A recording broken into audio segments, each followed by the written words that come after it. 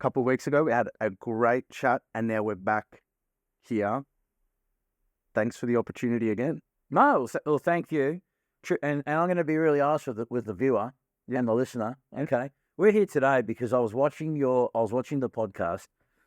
You gave me you put up a link on YouTube, just a private link, and I'm looking at myself and going, Jesus Christ, I feel like I'm. And I said to Nick, Nick, I'm not happy with this. I don't want to put it up. And he said, oh, anyway. So Nick said to me, bless him. He said, look, how about we do another conversation? We'll put both up. So I said, okay. So anyway, we're having a follow-on. But what was good, it was a great conversation, Nick. It really was. And we got into a lot of really good stuff. And I was reflecting a bit on it. And I was thinking a little bit more about, seeing as you were kind enough to come back to do a follow-up, what are some of the other things that we could drill down a little bit more? And I put a post up, a couple of weeks ago, which got a really good response. And it was, we talked about service. We talk, we agree we're service providers and people in our industry. We are, while we are creative and artistic in our own way, we're still providing a service. And we talked about the importance of understanding that and coming to this from that angle, that we're first and foremost providing a service, and then we're doing all this stuff. Right? And then I think about that, and I saw this thing online where this guy talked about that in any kind of service industry, you're not just providing service, but you're providing hospitality. And I thought about that, and it was a very interesting distinction that we talk about a lot. And so I put a video up about it, which is we're providing service is the act of what we're providing. Yeah. Okay. Right. Hospitality is how we're making the client feel while we're providing the service. Yes. Okay. All right. So you could be good at providing the service, but if the client doesn't feel like they're special, if the client doesn't feel like they're getting a great experience from it, then that's what they're looking for more. They want the service, they want a good master, they want all that. But I think a lot of people also, maybe not consciously, but they will appreciate feeling that you're providing a hospitality to them. They're feeling special. They're feeling like rock stars. Doesn't mean you got to bend over backwards and go overboard with the whole thing. It just means that, and as an example, I think about it this way. It all starts from, we were talking before about how we approach responding to emails, right? Yep. You're a bit more rigid than I am, but regardless whether you're rigid or whether you are more fluid, it still starts with how do you deal with the email? I'll give you an example. I'll just give you a real world example. Okay. Someone gets into your inbox, calls you. Invariably, how much do you charge? It's the normal kind of thing, isn't it? Yeah. So by doing, and we did touch on this in our last conversation, but I just want to emphasize it a bit more, because thinking about hospitality is really important, and how you make the client feel. So it's about the language you use. And as an example, someone rings and I'll get back and say, oh, thank you very much. I appreciate you taking time to get a hold of me.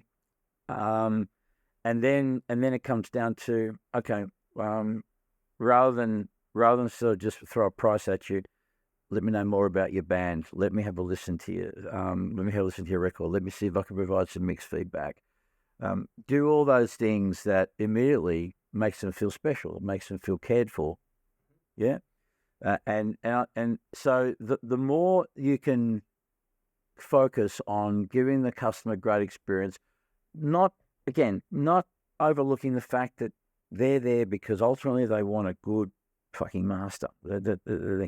And a lot of people can provide that, but if you're not giving clients that feeling of you care, you're invested, you're showing, you're demonstrating to them that you see them as more than just Another number. and more money.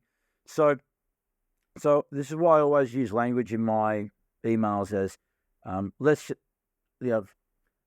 looking forward to hearing from you to see how I can best look after you and your music. Yeah. Right?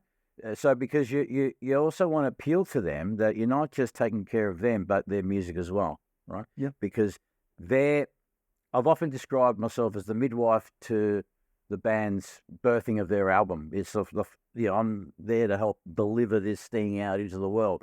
And for a lot of musicians, their music, they are like their babies. There's a lot that goes into it. There's a lot that goes into it, right? Now, of course, you're never going to fully appreciate the journey that they've been on, but you do appreciate the fact that they have been on one. And so you need to treat those songs with the same reverence that they do, and understand that these songs, this album, this project, whatever, means a lot to you. I get it. I feel it. Okay? I'm going to come to this with that same level of care. Yeah, and also not to put too much stress on them because they've got a million other things going on. Precisely. Yeah. Right? You know, bands and artists, before they come to mastering, as you know, Nick, have gone through a long process. Yeah. I've known, and you probably got your fair share of stories as well, of by the time they've come to you, sometimes it could be years, from the inception to finally, okay, we've now finally got our tracks together, right? One classic case for me, I think the most bizarre, maybe not the longest, but one of the most bizarre cases for me was, and I forget the name of the band, and I'm sorry I can't recall them, but the long and short of it is, it was 13 or 14 years from the inception to the top, and I think 3 band members died of the original one. Heavy. Yeah, that's right. Pretty heavy. So, you know what I mean? Yeah. So, just really, really crazy kind of situation. And so for them, it was just more about they wanted to honor the lives of these previous members, and it was more, to pay homage to them. And so there was a lot invested. They didn't care whether they're going to sell any records. It wasn't about that for them. It was just coming full circle and calling an end to that. And putting some closure on the record, right? Yeah. No tour, no nothing, no Spotify, no anything. Just a timestamp. Yeah. Yeah. Right? I get that. So that one was an interesting one. But again, I had to try and put myself in their shoes and think about, oh wow, okay. I need to be really sensitive here, in how we approach this. So. And there's a bit of humility that comes along with servicing clients because the center of our world is what we do in the studio. Mm-hmm. The center of their world is absolutely not. Mm-hmm. Because as much as it's important we perform our jobs to the greatest capacity to service them, we can't stress them out in that process because they've got artwork to do, they've got PR campaigns to do, they're still going to put this out. We need to make sure that it's just an effortless process for them. Yeah. We have to take on a bit of that burden. Listening to what you said, I put it down into 2 categories, and I'm curious if you think this is an accurate sort of like, not summary, but like pathway from what you've been saying. Service is what we do, hospitality is how we go about it. Yeah.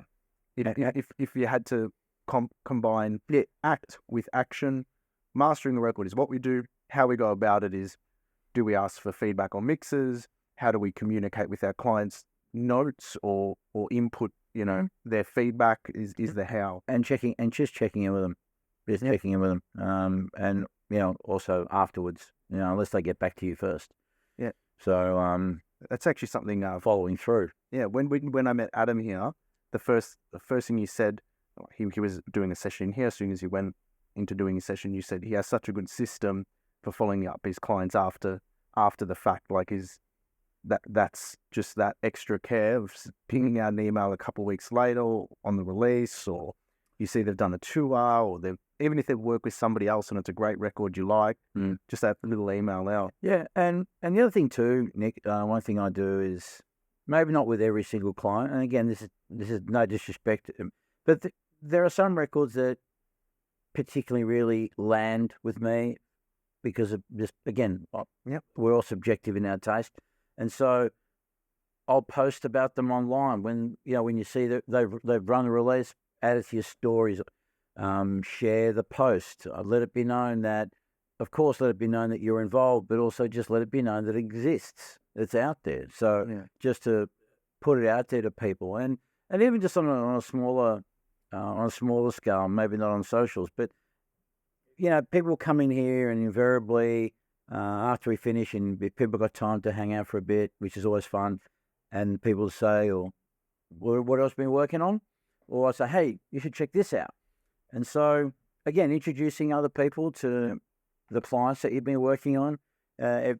You can't play them everyone, but the ones that particularly, and I think of it this way: if I work on something that makes me go, I want to play this in the car on the way home today, or this is something that I would, if I heard this at JB or some store, and I would just go, what's that? Yeah, it would catch off guard. Yeah, and so anything that kind of tickles my giggle pin that way, and I'm working on it, and I'm just going, whoa, then it's like, okay, cool, let's just get this out. Again, it may not change the world. It seems quite innocuous and insignificant in some respects, but it's like that Bruce Springsteen line, you can't start a fire without a spark. So it's all, you just don't know where things will, someone talk to someone. You never underestimate the power of that. Yeah, and I think there's something special in that, actually. It's also part of the mastering mindset when we're in a session and working through a master to get into the mind space of finding like the heart and soul of a record. Yep. Because we can all see it as zeros and ones or just white noise coming out of the speaker that is a bit dull or a bit bright, but actually being able to tap in to where the artist intends to go. I know we're going down the mastering round, but it's business philosophy round. That's cool. That's really important because, and this is where it gets funny. We've all sent off a master that a client hasn't liked. Happens to everybody. And when you talk about service and hospitality, it's our ability to temper our own ego a little bit. Sure. In that process, if a client comes back and goes, "Oh, this is a bit muddy," or "This is a bit boomy," and being able to go, "Okay, maybe on the technical realm and that the verbs they're using might not be necessarily correct, but to have that humility to come back in communications and liaise with them to understand exactly what they're saying, so that way you can move the needle forward for them and understand what really means what that record really means to them is really important." And I'll explain why. When I was starting out, and I think this is just unanimous, being in especially at colleges or universities, everybody has an ego. Everybody has sort of wants to put their flag, plant their flag. So when it comes to getting feedback on their mixes or their masters or which plugin they're using or this, that, the other, everybody has their nose up in the air. That's what I felt like, at least when I was in uni. And that's just sort of the naive sort of thinking you're better than what you actually are. So if a client comes back with a note, you're like, what do they know? Blah, blah, blah. And then experience sort of knocks that out of you over time, and then you realize the value of just not having that wall up. And the other thing I'd add to that is whenever you do get some feedback from a client asking for a revision, is to be, as much as it sucks, of course it sucks, but also be happy that they bothered to even tell you, because some people may just decide, you know what, no, not into it. They don't get back to you. They get upset for whatever reason, and they go elsewhere. And you don't get a chance to remedy the situation. So the fact that you still get an opportunity, now they still may not come back, I don't know, but at least you've had a chance to remedy the situation so that that record still goes out the way they want it. You're still participating in the process, and it's still something that you can add to your discography. It may not always guarantee continued clientele, but at least you get that opportunity. So that's still a small positive. I think it guarantees it more than not having that attitude. Because I've been in experiences where multiple mastering engineers on the same album, as in like literally the same thing start to end, which I think is crazy. Even though my masters need to get picked, the fact that I was able to liaise with the client, go back and forth and help them through. They go, look, loved your work, really loved going back and forth. We're not, unfortunately, we're not going with your masters, but we really want to work with you again and come back to you. And fortunately enough, 18 months later, they're working with me just because of that back and forth. Again, that hospitality to go, something's not right. Yeah, what's up? Yeah, let's talk about it. Let's get through it. And yeah, that I was really surprised by that, but that was like a really cool thing to understand what happens or how your actions affect other people and their perception and their feeling of what you're doing for them. Yeah. I'm going to ask you a question. I'm curious. Yep. Could you hold that question just a second? Yeah. I don't know why. I have a phobia it wasn't recording. Sorry. Oh, Yeah, that's great. All right. Yeah, it is recording. I'm sorry. I just... No, that's all right. Don't be sorry. All good. All good. Warts and all's great. So, in your estimation, roughly, yeah, when things come in for you to, for mastering, what percentage of tracks do you think come in like acceptable to your ear, and how many record and what percentage do you feel needs addressing? What's been your experience? I would say now, 2024 post-COVID, because people got their chops up really well. I'd say probably 90-10 split. 90 in favour. They're good. Not 90. Wow. Good, yeah. Oh, you're pre-COVID. It'll probably be maybe 70-30. Wow. 50-40. Okay. But it was funny because I was actually going through mixes the other day, and Pips and their mix notes or and everybody who was in a DIY setup that was going, I'm really conscious of the low end in my space because it's not treated. Had really good low end in their mixes because I was so conscious of it and so hyper vigilant, as opposed to some stuff coming out of other studios with treated spaces and good speakers, and where maybe the engineers lean too much into trusting what was going on in their space. So yes, it's pretty cool to see how democratization of technology and people's accesses over time. Yeah. God, I want your clients, because I think in my world is probably 50-50. Wow. Oh, okay. So what do you do with the 50 that aren't up to scruff?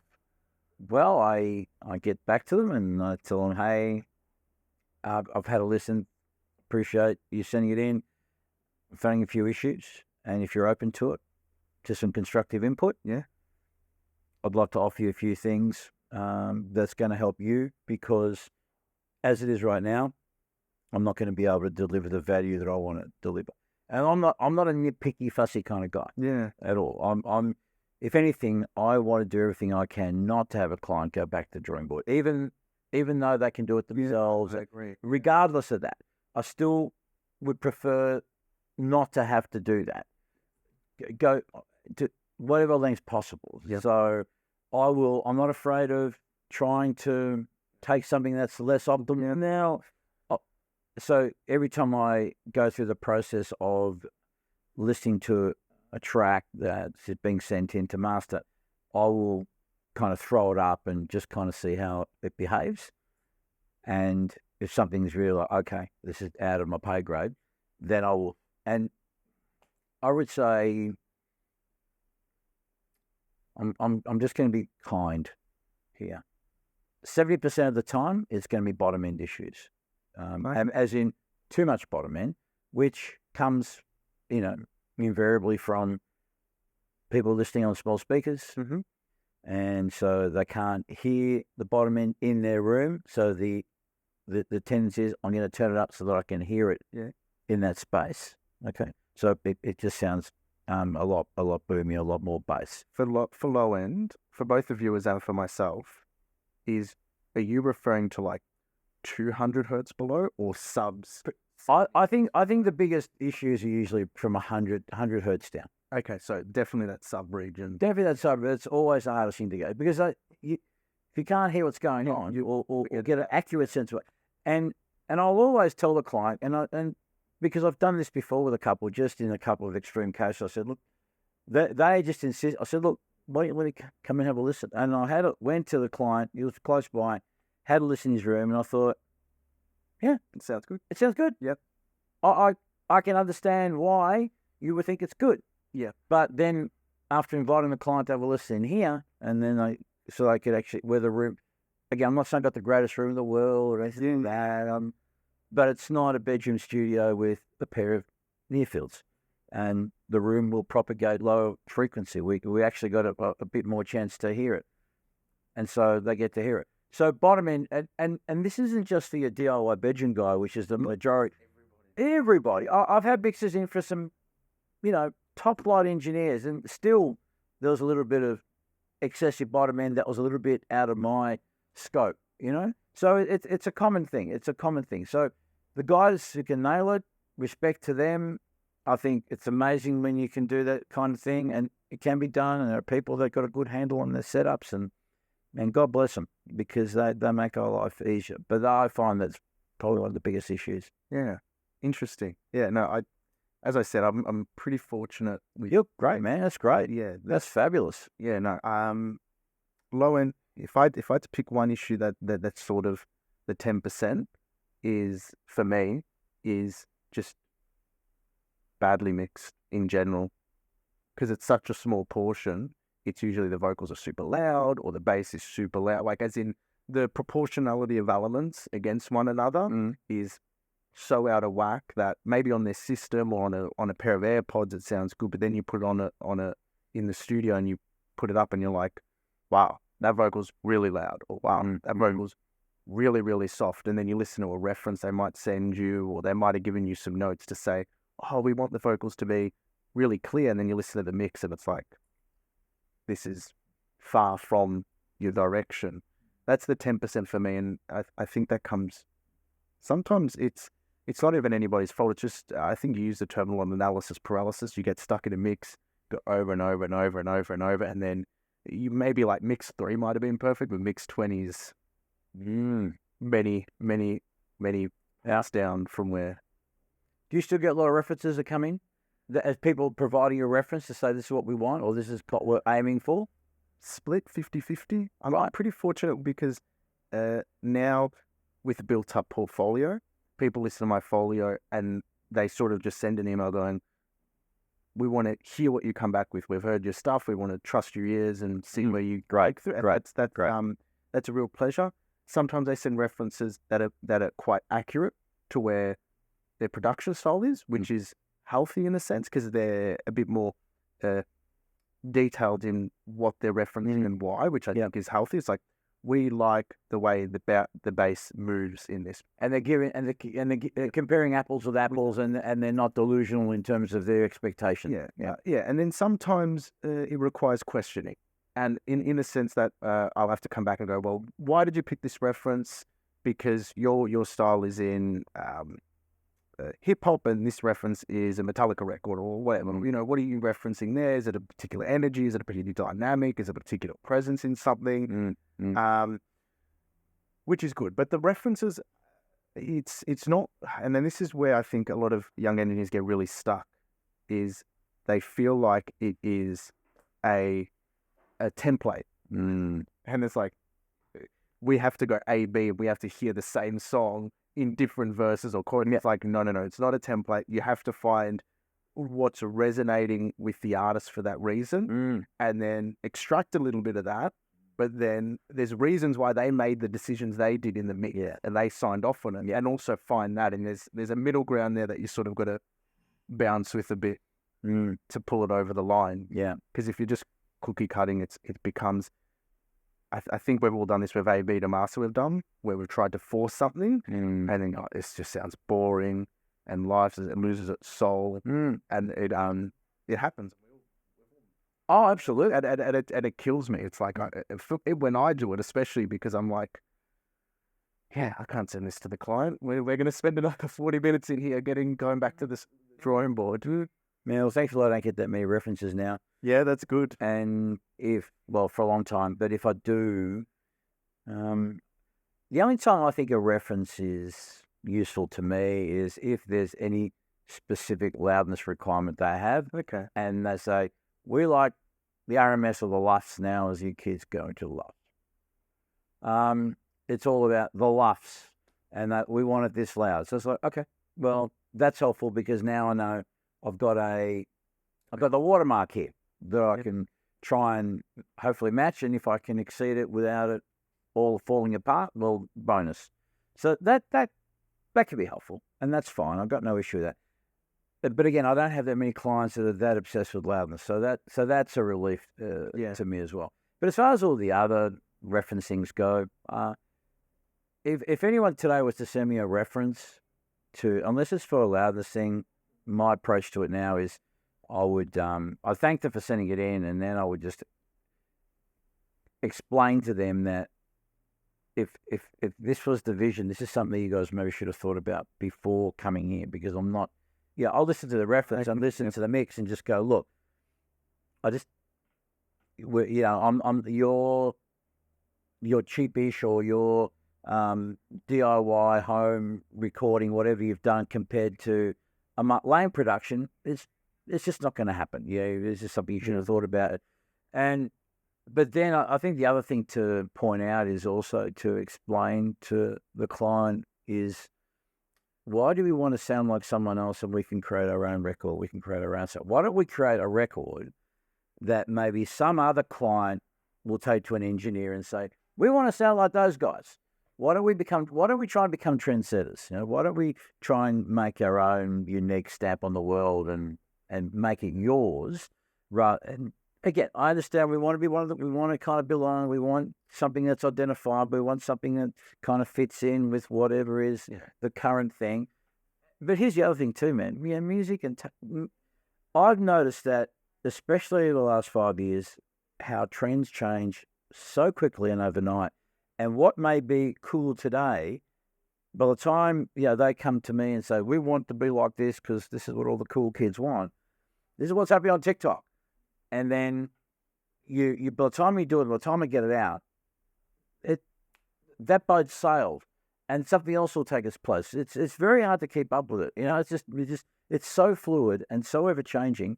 Trying to keep up is, I find, it's an impossible task. It's impossible, and that's why I think it's really important to try and tap into exactly what the artist intended in the original mix. Yep. References are an auxiliary to that. Yeah. But they're not the core of what you're driving through there. Yeah, absolutely. I think that's really interesting to go through. The trends is crazy. I just don't know how you kids keep up with it. It's a forever moving target. It is, and that's sort of like, and even your stick up with LUFs and loudness measurements and stuff is something when they were starting to get implemented on the streaming services. It wasn't until, like, even the technical document for it, can't remember which one it is, ITU BS 1007 point whatever it is, up to 0.4, within the space of 5 or so years, that document, which informs or guides Spotify and Apple, which they reference to use for their measurements, got updated 4 or 5 times. Yeah. So the way I always looked at it is, responsibility of mastering engineer is we make that master copy, which then becomes the archive for the publisher, the artist, whatever that. So our job is to make the best representation of the music, whether that's -15 LUFs, -5 LUFs, whatever it is. We need to make the most best and accurate representation of that. And then what happens on the publishing side in terms of the medium that disseminates it, whether it be Spotify or Apple, at the click of a finger, they can change it tomorrow. That's just right. So it's sort of like, well, we take our job and we impart that on our clients to have the best possible result there. And then anything that happens on the consumer end, that's I wouldn't be chasing that. That'd be a dangerous thing to chase, because what are you going to do every time they change something on the algorithm? Update the master. That's right. It's like start reprinting all the CDs again. Yeah, totally, man. I mean, again, I remember when iTunes was a thing, and people were talking mastering for iTunes and all this stuff, and I thought, well, hang on, have you listened to old records in the 70s that are on? They're still fine. Yeah. You know what I mean? So, yeah, this whole remastering thing is, trying to always remaster to keep up. It's just it's chasing your tail. Yeah. Get it sounding good in the first place, and it'll always sound good. It may sound dated, it may sound of the era, Yeah. but it'll still, in the context of itself, it still sounds good and it'll still be enjoyable to listen to. And so that's what we've got to focus on. Yeah, that's something that's scary that happened to me. So I got Apple Music on my iPhone and AirPods, and it by default plays in Dolby Atmos. Mm-hmm. Appetite for Destruction, Mm-hmm. Guns N' Roses. Mm-hmm. Yeah. Mm-hmm. Love that record. Yeah. I put it on app. I just said Siri start playing, and instead of going to Spotify, I went to Apple Music, giving me Dolby Atmos. Yeah, right. I couldn't feel anything. Yeah, right. I was so like, what is this? Like it especially on Welcome to the Jungle first track. You got the two guitars. You got Slash and can't remember the name of the other. I think it is in Stradlin. Izzy Stradlin. Yeah. Anyway, I don't know. You got the left and right guitars, and in the stereo mix and in the Atmos mix, it was like everybody was standing in 5 different corners of the room, and you're like, what is this? Has no grid. I can't feel like my teeth in the pavement, so to speak. Then I put on the Spotify one, which was stereo, which is the original one. Yeah. And I felt back at home. Yeah, And I could feel that grit. I could feel that energy. I could feel, the smell in the air. Was it not the remaster or remix, just whatever one was on there, which I could remember as the original with the guitar tone. Mm-hmm. And it worked. It doesn't matter the amount of technology they have and the 17 speaker setups the studios have to reroute everything. Yeah. Can't recreate that original feeling. Agreed. Agreed. I ranted on about that on Instagram because I was so pissed off today. I didn't mean to be like so emotional about it. I just couldn't believe like over here such a great record, because I thought, what happens if my son has Apple Music in 10 years' time and he goes to press play on that record? He's never going to feel that initial the vibe. No, I hear. I'm just so happy that I didn't go down the Atmos route. I really am. I don't want to shit on Atmos. I've been in a couple of Atmos studios and track dependent, mix dependent. How if it's all coming from the start and deliberately, geared towards being an Atmos specific thing, it can be quite impressive. But for me personally, as a music thing, I'm not necessarily feeling it. Movies, I think I can see there's something to be said in that. But I don't know, man. It's like when they did surround, 5.1 back in the day. No one had 5.1 properly set up at home. So to me, a very moot point. I look at it like as a medium an artist uses. Yeah. So different artists use different mediums. Now you got digital mediums, and you can see really cool CGI, 3D sort of stuff and whatnot. I think it's the intention behind how the medium's used. Yeah. I think it's David Guetta Boom, or one of the electronic artists Boom, that was mixed on Dolby Atmos. The first time I heard that track was in LA on Dolby Atmos. Yeah. Okay. Where like on the chorus, everything pans around your head like complete circles. Well, I can never hear that mix in stereo again, right? Because that was painted using that medium. Now listen to it in stereo, I'm like, well, forget about it. But I think it's the idea of adapting everything to Atmos. I get the commercial incentive that Apple and the labels have, and that sort of that marriage, which sort of has to happen for things to progress or for it to be commercially viable. I'm more excited to see what happens in 5-10 years time with Dolby Atmos, where people go, we want to use this creatively. We want to see how we can push boundaries rather than just taking a record from, what was that, 1987, 86 thereabouts. Yeah. Taking that record, which was done on stereo with stereo guitars, and then trying to put it into in different positions. So I think it's contextual, and time will be teething it. And 5-10 years, then it'll be. Have you had much demand for Atmos? A little bit, yeah. I think for the independent artists, it's far out of reach in terms of cost. Because even for me to, like, in the new space, I'm pre-wiring for it.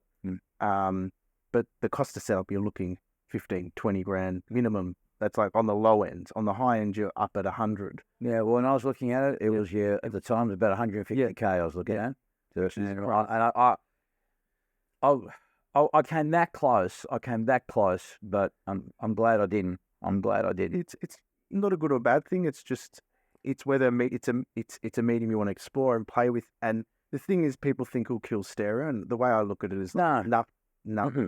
And not because I'm trying to be pessimistic about it. No, not at all. It's just that I think they're two different mediums. People are still painting with acrylic and oil on canvas and creating beautiful things, and people are still doing things digitally. Yeah, and that's just how I look at it from a creative sense, especially when we talk about music. Yeah, look, it takes off. Look good. I think for those people that are set up, I tip my hat to them for the fact that they had the courage to do that. Yep.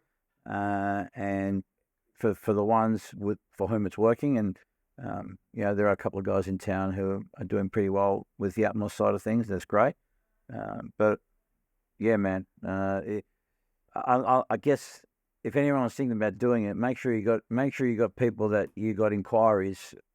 I'm sure if they got inquiries, they probably need to get it done next week. But if you know that there's enough demand, so there's not, with my clients, no demand, absolutely no demand whatsoever. And the flip side to that is you could say, well, if you build it, they will come. But no, I've seen that work so badly for some people. Absolutely, me too. And they can't fill up the space. They can't get a booking. They can't move a dime on it. And it's just credit that's accruing. It's been really hard to see because the industry is hard enough as it is. Absolutely. And then you throw tens of thousands of dollars, upward to $100,000 in equity just outlaid. And even so, the people charge what they're charging for Atmos now compared to when, say, a year and a half ago when I was considering it. It's plummeted, mate. So again, you're taking a bigger risk and you got less of an ROI these days. So do your homework. Yeah. If you're gonna go into Atmos. Yeah, and that's actually interesting because we can sort of deviate away from Atmos for a second there, because doing your homework and the feasibility of any business venture, what do you sort of like? What are sort of like the building blocks in terms of the mastering studio that you see as like on a P&L sheet? What has to be coming in work-wise? What has to be going out? Well, look, I made sure that the only bits of gear that I actually took some finance on, were both my Suntechs, my EQs, because I had the opportunities there to buy them, so I had to jump on them. And everything else in this room, I waited until I had the money. I just waited. Yep. This whole place was a 21-year journey. Okay, the only thing that I took out finance on was for the building and for the fit out. Right? As far as the equipment is concerned, I made sure that I bought each bit of gear, one bit of gear at a time, and two advantages in doing that. One, you don't want to be in debt. You don't, especially putting it on. You just don't want to have the debt. It's not a good debt to have. Even though you can write it off, I still don't think it's a good debt. Secondly, it allowed me to, every bit of gear that I had allowed me to spend time with that piece of gear, really get to know it, understand the workings of it, work out all the little quirks, because sometimes you may, through the happy accident, find something, oh, wow, this kind of isn't normal, but wow, it works in this situation. So you get the opportunity to learn the gear. And so each time you do that, so you've learned one bit of gear, you feel like I've really got a good handle on this, then the next bit of gear comes in, you do the same thing, and then you got time then to start even combining things like palettes, like a palette of colors, right? It's like, okay, what sort of shade? Here's my blue, here's my yellow. Let's see what's the different shades of green we can create.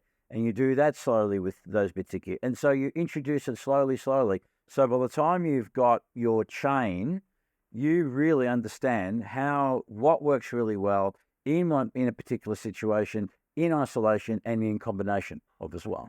because you've had the time to absorb each thing and take it on board. So that's another great advantage of taking your time. Now, in this day and age, kids, everyone's going to be going into something new. They're going to be doing plugins. You subscribe, you've got access to a million things, and the tendency is to more is better, which it isn't. You typically won't really have the opportunity and the time to really get to know each bit of gear and see how it really works and how to get the most out of it, and just go through that process. And it's cool that you can get all that shit, but you're not really getting to learn each plugin. Yeah. And what it can actually do. More, push it beyond its limits and see, wow, what can I do with this? What are the cool creative ways I can I can utilize this? And a lot of kids now aren't doing that because they just don't have the time or the patience or the focus or whatever. It's easy to be forced fed that information, just searching a video and somebody telling you, press this button, do this, do that. Okay, I'm going to get that and do that because the marketing behind it is silver bullet in almost every case. Yeah, and there's no silver bullet. There's lots of great bits of gear. Of course there are. But anyone who's looking for the panacea or that everything's going to be one size fits all approach. Yeah. No, it doesn't work that way. Some things might be a one-trick pony, and that's okay. Might do the trick really, really well, and you'll need it for certain things. I've got a whole lot of different compressors and EQs here, and some of them in isolation are great, but is there anything here that I would say does everything everything well? No, they don't. Each bit of gear does certain things really, really well, and some or in combination of. So just find the things that they kind of they give you a fair bit of coverage, but also understand that they're not going to be they're not going to just do everything. And looking for the silver bullet, the lost cause. I'm curious because the threshold for Hardwig is very different to the threshold for plugins. Plugins, $50 sale, $100 sale, $20 subscription, whatever. Gear, a few $1,000 now. I can't believe the varies, like 7-8 at the moment. US. Or is that local? I think it's closer to local. Or there. Still, it was a really... Well, maybe it might be US. I don't. Well, you know what? I bought mine 10 years ago, and I think I paid 3.5 Aussie. Can I tell you that if a Verimir is about 7,000 Australian dollars, let's just it's actually to Google that. No, but let's let's for the hypothetical. Let's just assume that's correct.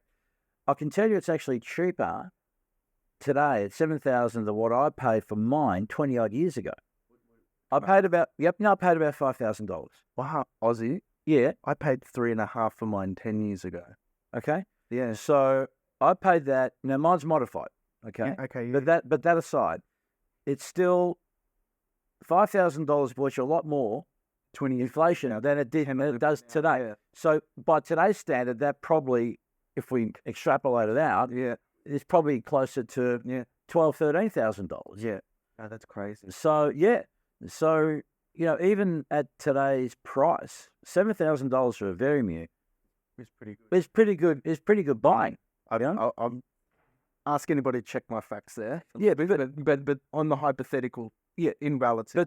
But what is, regardless of whether the number's accurate, forget about that. Yeah. What the reality is that whatever you're paying for a bit of gear now, chances are it's actually cheaper than what it would have been for you to buy 10, 20 years ago. Okay, interesting. Yeah, because of inflation and whatnot.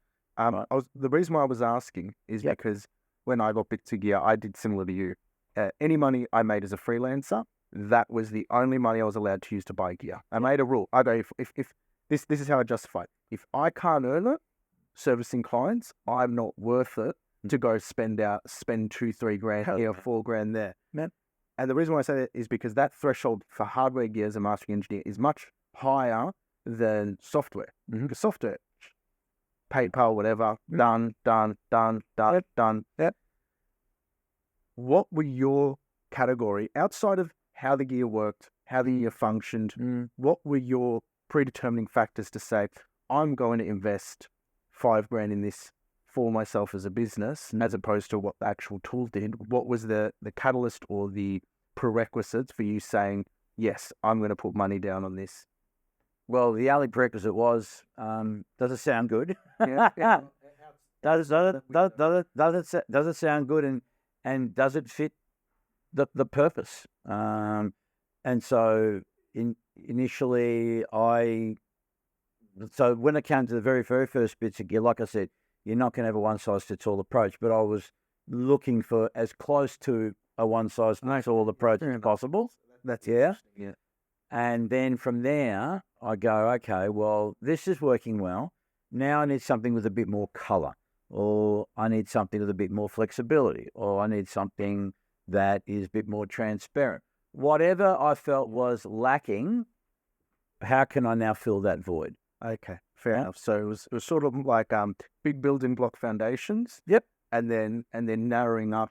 Correct. A few more niche. Okay, so now creating a parallel there for somebody starting out. Would you go for a Sontec 432 emulation EQ, which I think Make Believe and Metric Halo make? I think it's around $260 US. Mm-hmm. Or would you get a Pro Q3, which is more Swiss Army knife? It's got your mid-side EQ, it's got dynamic EQ in it. So then you'd start at your big building block, and so in that scenario, I'd go for a Pro Q3 as a start, and then you can add a Sontec to it later. I mean, but again, I'm putting hypotheticals out there just to create parallels a little bit there. Yeah. Every bit of media or content somebody starting out consumes, and I know this from as somebody on YouTube, is filled with companies coming in the back end to the creators, giving them NFR licenses, going, hey, can you plug this tool? Can you do this? And I've had to I still get them weekly, but I have to cut it out of my process because I go, for me at least, it isn't an accurate representation of what's happening in the studio, so I can't resemble every license that gets sent my way. But needs to align your values, man. Yeah, and people starting out, that's all they'll see is, oh, look at all these great plugins. This person said they're using that. They have a great sound. I'm going to get this one. This one has a great sound. And then it just becomes an endless money pit. And then they're like, well, wait a second. I'm still stuck in the same room on the same monitors. I'm not getting more clients in the door. I'm not doing anything different. I've just spent $500 in the last month on new plugins. Yeah. Don't buy into the hype, kids. Just don't. I got caught up in it myself back in the day, and I'll give you and also, mate, I mean, you got the opportunity to listen to now because you get demos and stuff. But I got burnt once. I bought a bit of gear because an engineer who I knew, respected, said, "This is the dog's chisel." Yeah. I went out. I spent at the time, I think it was about $4,500 on the EQ. I listened to it and I thought, no, okay, it's okay. I'll just live with it for a while. You know, maybe it's me that hasn't quite gotten. It's not the gear, it's maybe me. And I desperately wanted to like it. And after about 3 weeks, I just said, no. And I was so disappointing. And in it. And again, it was just a lesson for me in don't buy things that you don't try out, and don't buy things that aren't going to work for you. And so I ended up selling it at a loss, even though it was pretty much 3 weeks, brand spanking new, and I had to wear that. And it was a good lesson for me, You know, it was $1,000 loss on the purchase. The one and only time I've ever sold anything, all the gear I've ever bought in my life, Nick, I've kept. I've had people wanted to buy things, and when I buy things, I buy them to keep them. Yeah. And I'm not ever going to sell my gear. And my kids can worry about that after I've kicked the bucket. Yeah, they can worry about that. So also, you know, think carefully about what you're buying, because especially spending a lot of money, because you want to get at least 10 years of use out of something, and ideally, you don't want to have to sell stuff if you can help it. Out of curiosity, then, outside of the gear, the physical space, because how do I put it? When somebody's starting out as an engineer, they can piss their money down in 100,000 different ways. Oh, shit, yeah. Outside of the studio, the gear, plugins, whatnot, where do you feel like was value best spent in terms of pushing the needle and helping you move forward? Well, I don't know if there's anything particular that I would have that I would say, I would have spent money on. Because look, after you've done your room and acoustics and monitoring and your gear, other than I don't know, in this current market, maybe put money into marketing, maybe. Okay. But for me, I was never one for spending money on advertising. I've done bits and pieces, like way back in the day when we had street press. There was a little, music classified section, and I ran something like that. Yeah, I mean, this is we're talking 90s, right? Yeah. And then I started building a bit of a base, and then I stopped. I'm not saying that advertising and marketing is good. I think it's really important now that more than ever that you put yourself out there. But rather than spend the money, and I was talking to a young kid last night. He was saying, "Oh, look, I'm a bit stuck, and where do I go from here, and how do I do this?" And one thing I offered him, and I'll offer to the listener and the viewer, is rather than spend all this money on advertising and doing that, work on being okay. Everyone that starts out now is an independent, self-financed owner-operator. You are the brand, yeah? So I invited him, and I'm going to invite the listener and the viewer to do this. If you're thinking, okay, well, I've got 1 million plugins, and I've got some nice headphones or a nice set of speakers, and I'm cranking out some masters that sound pretty good, and I've been doing some stuff with my friends, and they seem happy, and I feel like I'm ready now for prime time. Rather than try and spend all this money on, them, the socials, saying, "Oh, okay, spend this much money and we'll send it off to so many accounts," and try all that shit. Okay, work on you being the face of your business. Okay. Work on you. We talked about last time about how the relationship economy and the currency of trust. Build trust with your audience. So put yourself out there and don't sell the business. Don't try and offer, "I'm doing these tracks for this amount of money," or what have you. I mean, I've only ever done a discount campaign twice, ever, in my entire career. What was the catalyst behind it? So the first one I did because I just wanted to try it. It was just it was just an experiment, right? Just to see what would happen, and it was relatively successful. Yeah. Moved on. Everything was going all right. Now, most recently, I did a thing. I did it I think it was in April. It was $100 a track because it wasn't to entice business. It was more about how can I offer something to people who were doing it pretty tough, because a lot of people are saying, "Oh, it's tough. There's no money." I think, okay, well, how about we do something to help my community? So, so first, just I said, I'm going to do a couple of Thursdays. So I did 2 Thursdays as a way of providing something for my clients or just anyone else who just happened not to have enough money. But it was limited. It was just limited, right? I said, I'm doing this. And then we got really good feedback to it, and people saying, "Oh, shit, man, we really wanted to take advantage of it, but we haven't quite got our mixes ready." Yeah. I thought, okay, you know what? I'll stretch it out just for the month. So the 2 weeks ended up being 5. All right. Yeah. And that allowed people time. And now, if anyone didn't catch on, it was just unfortunate. The window had to close. Yeah. And so that was driven more by how can I add some value and do something. Now, similar to what before we started recording, you're talking about your 10-track thing with your okay. It's like, okay, I'm going to do something for my clients and something as a value added, and these are the kind of things that provide goodwill to others who see that, right? And it's the intentionality behind it. It's not necessarily the mechanism. Because it's not about you and trying to sell something as you're trying to offer something to people. You're trying to provide something for people. Yeah. All right.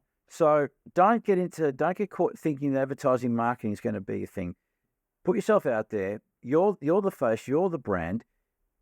Let people know, who are you? What are you about? Why are you doing what are you doing? What are the things that you ask people? Ask for feedback. What are the things that are troubling you? What sort of information would you like? And again, cater to your audience, but also try and be creative and find ways to come up with things that maybe they didn't think about that may be useful to them. Okay. And so, and that way that will bring in my experience, I do videos often that don't even relate to mastering necessarily. Yeah. I'm just known as the guy that does mastering, and sometimes I'll touch on the music side of things, and sometimes it's about something else. But it engages people, and then people come in from curiosity. They maybe want to find out more, or they contact you to say, hey, thanks, man, I really appreciate you saying that because I've been struggling with that, or I was thinking about that. Whatever the case may be, they remember that stuff, Nick, and it may not translate into work, but again, one day perhaps they may think about, oh, I want to get a record master, or they'll speak to someone else who says, hey, you should check out this guy. You might like what he has to say. Relate to your audience. Be somebody that's there to serve people. Be someone there who wants to provide something more than just selling something. Yeah, and I think this circles back. Remember how we talked about Dolby? Yeah. And you said, build it and they will come. And for some people, that hasn't happened. I think people, when they're starting out, they do that. Yeah. Build it, they will come. They get the gear, they get all that. Yeah, build it, they will come. And there's this sense of entitlement to say, and I had this bad when I started. Look at me, I built my studio, I got my gear. Where is everybody?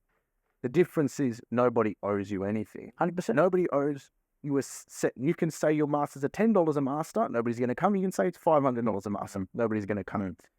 The effort and intention of going out and like you said, it's the fact you're actually doing something to put yourself out there. That's the cost of entry. That's maybe, I said, what did you spend money on in your business? That wasn't gear. It was the cost of effort to actually, take time out of your day and go, hey, 2 hours of today, I'm going to think, who am I? What am I doing? What am I putting out there? How can I help people? And then you put that out to the world, and that costs you 2 hours of your time. But especially in the internet age, 2 hours of your time going out to the world might see 200 people, 1,000 people, and they have that touch point with it, and you can't multiply that effort on a one-to-one scale in real life. So there's your investment. That's your cost outside of the actual physical structures that enables you to grow a business. Which Totally. I think is something people have to understand. That's a pretty hard thing to do because mentally, it's hard to get behind a camera. You have to see one of my first videos. Dude, same. It's like hilarious. They're all my videos are shit. I look like shit here. It's people don't care as much as we think they do, mate. We can be so self-conscious about how we look and how we sound, particularly when we either listen to our voice recorded back and you think, do I sound like that? I don't sound like that. Or, yes, you do, bro. Or, I don't look like that. Yes, you do, bro. But people don't sit there and judge as much as we think they do. But it's true, to your point. You can't get good at what you avoid. The only way you'll get better at something is by just leaning into it and doing more of it. And even myself, I can tell you now, I've noticed that, again, I'm not a fan of sitting down and watching myself, although sometimes it's important to do that. And I've noticed that, okay, some of the videos that I put up now online, I think, okay, I'm umming and ahhing a bit less, I'm a little bit more confident, but that's not because of any innate skill that I have. That's just the fact that I'm just doing more of something, and repetition that's really the key, okay? And the more you do something, the more comfortable you become at it, and so, but people don't sit and judge you on how you look and what. Now, some might. There's always the trollers and the hate, but we're not catering to them because they're not going to be paying our bills, right? But Johnny Punchclock in the Burbs, who's looking at it, is not giving a tinker's cuss about how you look. What they care about is, what can you do for me? Yeah, you stole the. I'm happy I didn't interrupt you there because you stole the words out of my mouth. What can you do for me? That's all, and that's all that matters to them. And fair enough, and rightly so. So when you can be that guy that can explain things to them and point things out and give them good input and good information that makes them go, yep, this at the very least, I'm curious to find out more. You've done your job. Yeah, no, definitely. I think you hit the nail on the head because people go into the interaction with an exchange. I'm going to give you my time to watch this or read this or consume whatever information you got there, with the expectation that I'll be rewarded in some way, whether that's in something new I'm learning or a new perspective or whatnot. It's your responsibility to pay that and respect that, because some people don't respect that. Not in a malevolent way, but more in a more ignorant way. Like, oh, I think if I put this out, everybody's going to want to work with me, blah, blah, blah. So you got to respect that attention a lot, to go, hey, Absolutely. and they're not. Do you know what happens if they don't? If let's say you have some fluff on your top, or you whatever, it isn't presenting them. You know what they do? They either don't care, and if it bothers them so much, they click off and they move away. The next person comes on, and if you serve that next person, is what's important. There's a podcaster I listen to, Tim Ferriss. Yeah. And he talks about his podcasting structure, how he goes, he would rather do a podcast that interests 10% of his audience and keep putting out podcasts that only, serve subsections of his audience, rather than trying to appeal to all of them, because it's never going to happen. You're never going to appeal to all of them. So he just goes, I'm interested in this topic. I know it's going to serve 5% or 10% or 20%. Yeah. And that's what he does. Yeah, I agree with him. And as the saying goes, if you try and speak to everyone, ultimately you're speaking to no one. You don't. There's no authenticity in the message. And same thing with people that are looking for social media following. People are so carried away with the metrics and whatnot. And I understand that's the world, and you need clicks and eyes on screen, especially if you want to get sponsors. But personally, I'm at a point where I feel like I would rather have, I'm just going to throw an arbitrary number, but 100 people following me that actually are engaged, that actually are interested, that actually are going to potentially point you out to other people, than the 1,000 followers, in inverted commas, who are barely 10 seconds in. You know what I mean? You got these numbers, but how active and how involved are they? It doesn't mean anything. So give me 100 actively involved, engaged people, than 1,000 or more. Yeah. I'll give that just don't really care. a logistics then. Okay, 20, 30 years ago, if I could say you could speak to 150 people every week with no capital to invest in a space to get people there, no flyers going out, no ticket sales, no people getting here, you'd think I was crazy. But now it's like, okay, I can take out my phone at any point, have X amount of people, even if it's 20 people, it's like, that's a big thing, you know? And to do that with, logistically, it's all it is open, record, done, you're out there. That's a huge impact. I think people get hung up on the fact that, it's not 100,000 or it's not 1 million. It's like, no, you can make a good impact even with a niched market.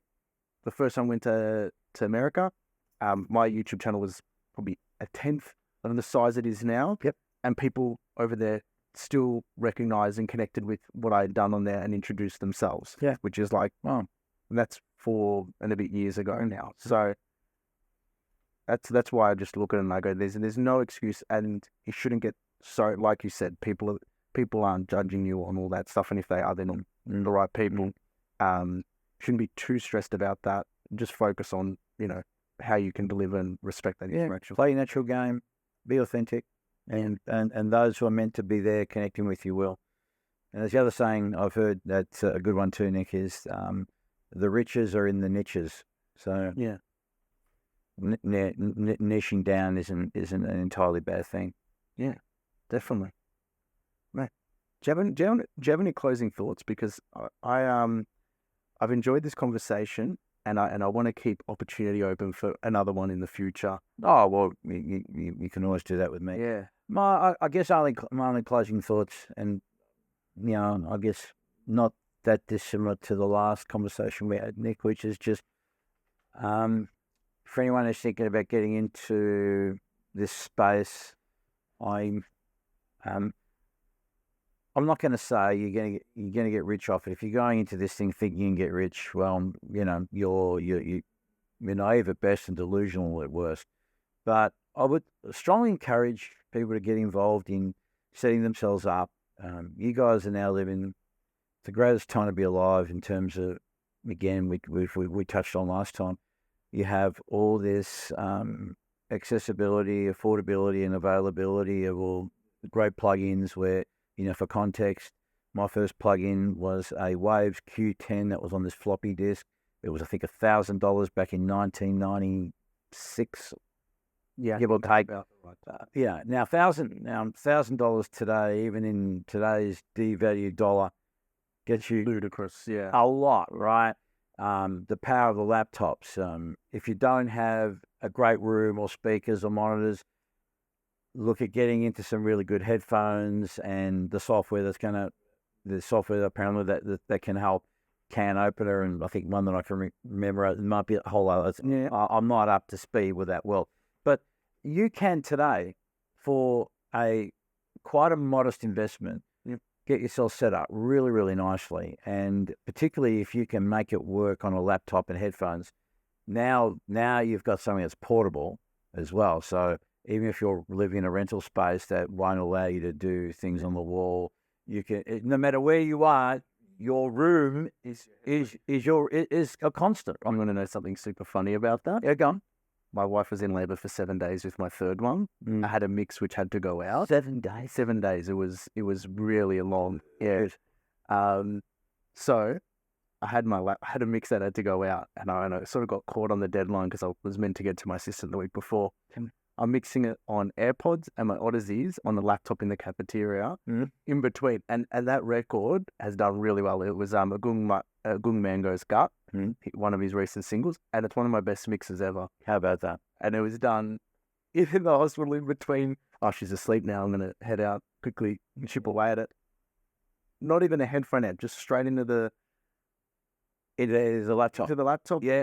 Yep. Rolled with it. Yeah. And so I think like the ceiling is as simple as a laptop, headphones. Anyway, Man American, same thing.